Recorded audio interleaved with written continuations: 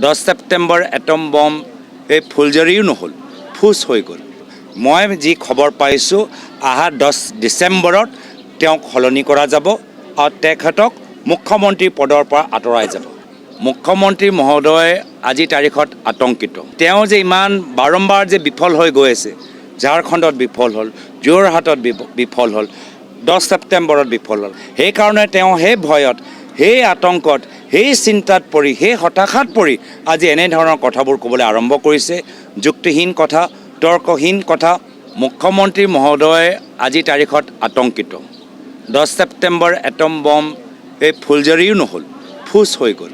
আৰু সেইকাৰণে মই ভাবোঁ যে তেওঁ যে ইমান বাৰম্বাৰ যে বিফল হৈ গৈ আছে, ঝাৰখণ্ডত বিফল হ'ল, যোৰহাটত বিফল হ'ল, 10 ছেপ্টেম্বৰত বিফল হ'ল। মই যি খবৰ পাইছোঁ অহা 10 ডিচেম্বৰত তেওঁক সলনি কৰা যাব আৰু তেখেতক মুখ্যমন্ত্ৰী পদৰ পৰা আঁতৰাই যাব।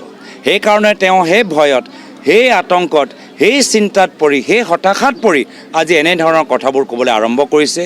যুক্তিহীন কথা, তৰ্কহীন কথা। যদিও মোতকৈ বয়সত বেছি ডাঙৰ, কিন্তু তেখেতৰ কথাতে এজন সৰু ল'ৰাৰ কথা আমি শুনা পাইছোঁ। আমি ৰাইজৰ কথা অনুসৰি, ৰাইজৰ পৰামৰ্শ অনুসৰি, ৰাইজক আজি কেনেদৰে এটা বৰ অসম বিচাৰে, এটা নতুন অসম বিচাৰে, য'ত ৰাইজৰ কামখিনি হওক, ধনী মানুহৰ নহয়, ডাঙৰ ডাঙৰ ঠিকাদাৰৰ নহয়, এনেকুৱা এটা পৰিৱেশ আমি ৰাখিবলৈ বিচাৰোঁ। ৰাইজে বহুত আশা কৰিছিলে বিজেপি দলৰ ওপৰত। 10 বছৰ হৈ গ'ল, ৰাইজৰ আশা পূৰণ নহ'ল।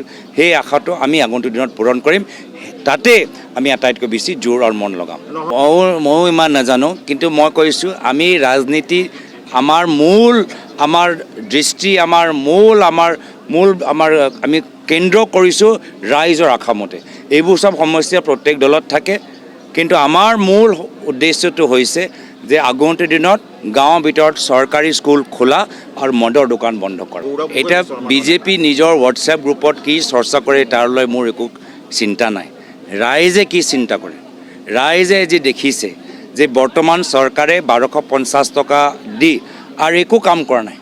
আৰু ৰাইজে যেতিয়া কিবা অভিযোগ উত্থাপন কৰে, ৰাইজৰ কথা শুনাতকৈ বিজেপি দল ভাবুকি দিয়ে যে মাতবোল কৰিলে 1250 টকাওতো নিদিব। তো এই 1250 টকা আজি ৰাইজক সহায় কৰা এটা অস্ত্ৰ নহয়, ৰাইজক মন কৰা, ৰাইজক নিমাত কৰা, ৰাইজক ভাবুকি দিয়া, ৰাইজক ব্লেকমেইল কৰা এটা অস্ত্ৰ 1250 টকা। 1250 টকা লৈ ৰাইজৰ এই গাঁৱৰ ভিতৰত পানী নোলায়, ৰাইজৰ গাঁৱৰ ৰাস্তাবোৰ মেৰামতি নহয়। কিন্তু এইখিনি কাম যে চৰকাৰে ক'ব লাগে, সেই 1250 টকা ভয় দেখাই এইখিনি কাম নকৰে।